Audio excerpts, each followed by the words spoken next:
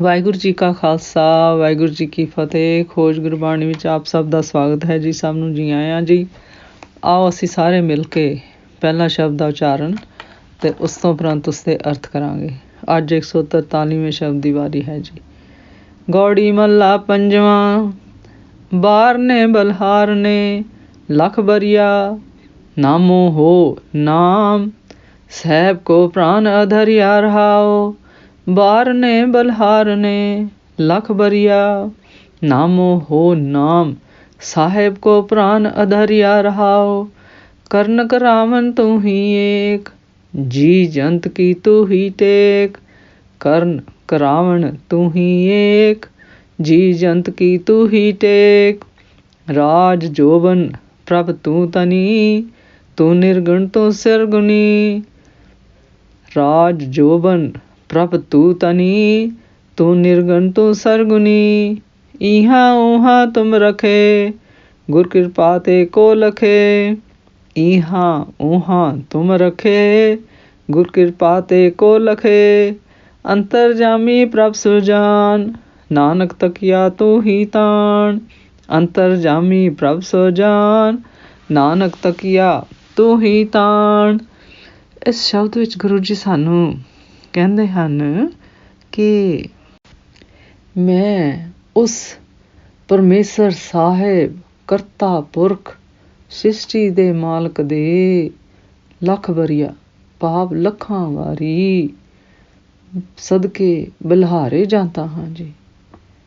ਫਿਰ ਗੁਰੂ ਜੀ ਕਹਿੰਦੇ ਜਿਸ ਪਰਮੇਸ਼ਰ ਸਾਹਿਬ ਦਾ ਗੁਰਸ਼ਬਦ ਗੁਰਬਾਣੀ ਨਾਮ ਸਿਮਰਨ ਹੀ ਮੇਰੇ ਨਾਮ ਪ੍ਰਾਣਾਂ ਦਾ ਪ੍ਰਾਣ ਅਧਰਿਆ ਭਾਵ ਪ੍ਰਾਣਾਂ ਦਾ ਆਸਰਾ ਹੈ ਜੀ। ਫਿਰ ਗੁਰੂ ਜੀ ਕਹਿੰਦੇ ਹਨ ਹੇ ਪਰਮੇਸ਼ਰ ਤੁਸੀਂ ਸਭ ਕਰਨ ਕਰਾਵਣ ਹਾਰ ਹੋ ਜੀ। ਭਾਵ ਇਹ ਸਾਰੀ ਸ੍ਰਿਸ਼ਟੀ ਅਤੇ ਸ੍ਰਿਸ਼ਟੀ ਦੇ ਸਿਰਜਣਹਾਰ ਤੁਸੀਂ ਹੋ ਜੀ। ਫਿਰ ਗੁਰੂ ਜੀ ਕਹਿੰਦੇ ਹਨ ਅਤੇ ਤੁਸੀਂ ਹੀ ਇਸ ਸ੍ਰਿਸ਼ਟੀ 'ਤੇ ਜੋ ਕੁਝ ਹੋ ਰਿਹਾ ਹੈ ਕਰਨ ਅਤੇ ਕਰਾਉਣ ਹਾਰ ਹੋ ਜੀ।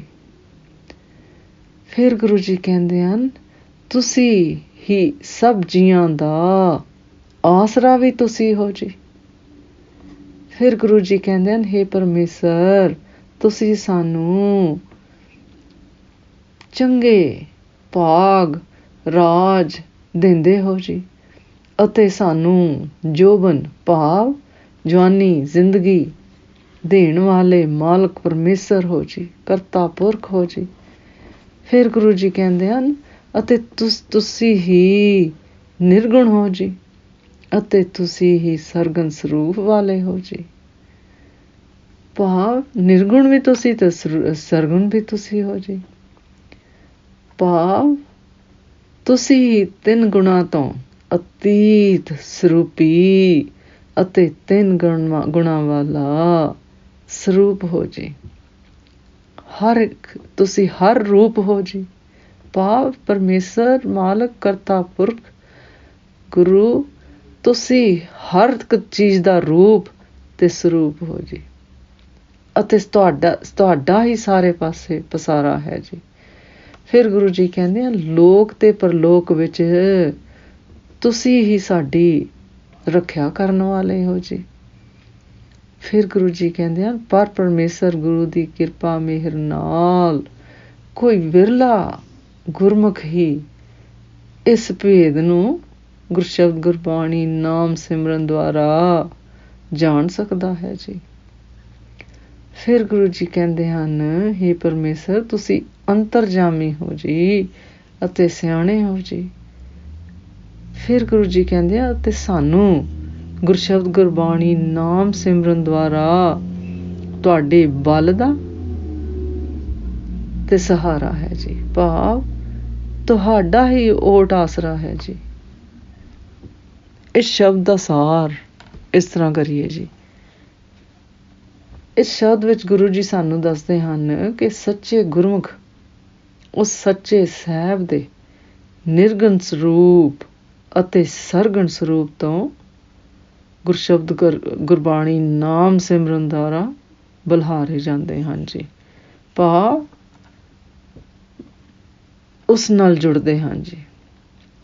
ਬਲਹਾਰ ਸ਼ਬਦ ਦੇ ਅਰਥ ਇਹੋ ਹਨ ਜੀ ਕਿ ਆਪਣਾ ਬਲ ਹਾਰ ਦੇਣਾ, ਭਾਵ ਗੁਰਸ਼ਬਦ ਗੁਰਬਾਣੀ ਨਾਮ ਸਿਮਰਨ ਦੁਆਰਾ ਆਪਣਾ ਆਪ ਭਾਵ ਹਉਮੈ, ਭਾਵ ਮਾਇਆਵੀ ਵਿਕਾਰ ਕਾਬੂ 'ਚ ਪਾ ਕੇ ਉਸ ਸੱਚ ਜਿਸ ਨੇ ਸਾਨੂੰ ਇਹ ਮਨੁੱਖਾ ਜੀਵਨ ਦਿੱਤਾ ਹੈ ਜੀ, ਉਸ ਸੱਚ ਗੁਰਸ਼ਬਦ ਗੁਰਬਾਣੀ ਨਾਮ ਨਾਲ ਜੁੜਨਾ ਹੈ ਜੀ। ਫਿਰ ਗੁਰੂ ਜੀ ਕਹਿੰਦੇ ਹਨ, ਤਾਣ ਦੇ ਤਕੀਏ ਦੀ ਉਸ ਨੂੰ ਲੋੜ ਪੈਂਦੀ ਹੈ ਜੀ ਜਿਸ ਦਾ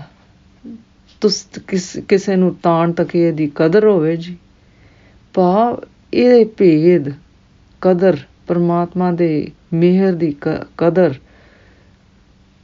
ਉਸ ਦੇ ਨਾਲ ਜੁੜਨ ਦੀ ਕਦਰ ਤੇ ਉਹੀ ਜਾਣ ਸਕਦਾ ਹੈ ਜੀ ਜੋ ਗੁਰਮੁਖ ਆਪਣੇ ਆਪ ਨੂੰ ਛੱਡ ਕੇ, ਆਪਣੇ ਵਿਕਾਰਾਂ ਹਉਮੈ ਨੂੰ ਛੱਡ ਕੇ ਆਪਣੇ ਆਪ ਨੂੰ ਗੁਰਸ਼ਬਦ ਗੁਰਬਾਣੀ ਨਾਮ ਸਿਮਰਨ ਦੁਆਰਾ ਤੁਹਾਡੇ ਅਰਪਣ ਹੋ ਜਾਂਦੇ ਹਨ ਜੀ, ਤੁਹਾਡੇ ਜੀਅ ਨਾਲ ਜੁੜਦੇ ਹਨ ਜੀ, ਆਪਣੇ ਜੀਅ ਨਾਲ ਜੁੜਦੇ ਹਨ, ਤੁਹਾਡੇ ਅੰਸ਼ ਦਾ ਹਿੱਸਾ ਬਣਦੇ ਹਨ ਜੀ। ਫਿਰ ਗੁਰੂ ਜੀ ਕਹਿੰਦੇ ਹਨ, ਆਪਣਾ ਬਲ ਹੁੰਦਿਆਂ ਹੋਇਆਂ ਦੂਜੇ ਦੇ ਤਾਣ ਦੀ ਫਿਰ ਪਰਵਾਹ ਨਹੀਂ ਹੁੰਦੀ ਜੀ। ਫਿਰ ਗੁਰੂ ਜੀ ਭਾਵ ਕਿ ਦੂਜੇ ਦੀ ਤਾਣ, ਭਾਵ ਹਉਮੈ ਦੀ, ਜਿਸ ਦੇ ਅੰਦਰ ਗੁਰਸ਼ਬਦ ਗੁਰਬਾਣੀ ਨਾਮ ਸਿਮਰਨ ਵਸ ਗਿਆ ਹੈ ਜੀ, ਜਿਸ ਨੂੰ ਸੋਝੀ ਆ ਗਈ ਹੈ ਜੀ, ਉਹ ਫਿਰ ਦੂਜੇ ਦੇ ਤਾਣ ਪ੍ਰਭਾਵ ਹਉਮੈ ਵਿੱਚ ਨਹੀਂ ਆਉਂਦੇ ਜੀ। ਫਿਰ ਉਹ ਕਿਸੇ ਚੀਜ਼ ਦੀ ਹਉਮੈ ਹੰਕਾਰ ਨਹੀਂ ਕਰਦੇ ਜੀ, ਭਾਵਾਂ ਉਹ ਜਿੰਨੇ ਮਰਜ਼ੀ ਪ੍ਰਸਿੱਧ ਔਰ ਧਨਵਾਨ ਹੋਣ ਜੀ। ਫਿਰ ਗੁਰੂ ਜੀ ਕਹਿੰਦੇ ਹਨ, ਇਹ ਅਵਸਥਾ ਕੇਵਲ ਅਤੇ ਕੇਵਲ ਪਰਮੇਸ਼ਰ ਦੇ ਗੁਰਸ਼ਬਦ ਗੁਰਬਾਣੀ ਨਾਮ ਸਿਮਰਨ ਦੁਆਰਾ ਗੁਰਮੁਖਾਂ ਨੂੰ ਜੀਵਨ ਦਾ ਆਧਾਰ ਬਣਾਇਆ ਹੀ ਪ੍ਰਾਪਤ ਹੁੰਦੀ ਹੈ ਜੀ। ਅੱਜ ਦਾ ਵਿਚਾਰ ਕਰਦਿਆਂ ਮੇਰੇ ਕੋਲੋਂ ਨੇਕਾਂ ਭੁੱਲਾਂ ਹੋਈਆਂ ਹੋਣਗੀਆਂ, ਉਸ ਵਾਸਤੇ ਮੈਂ ਖਿਮਾ ਦੀ ਜਾਚਕ ਹਾਂ ਜੀ। ਵਾਹਿਗੁਰੂ ਜੀ ਕਾ ਖਾਲਸਾ, ਵਾਹਿਗੁਰੂ ਜੀ ਕੀ ਫਤਿਹ।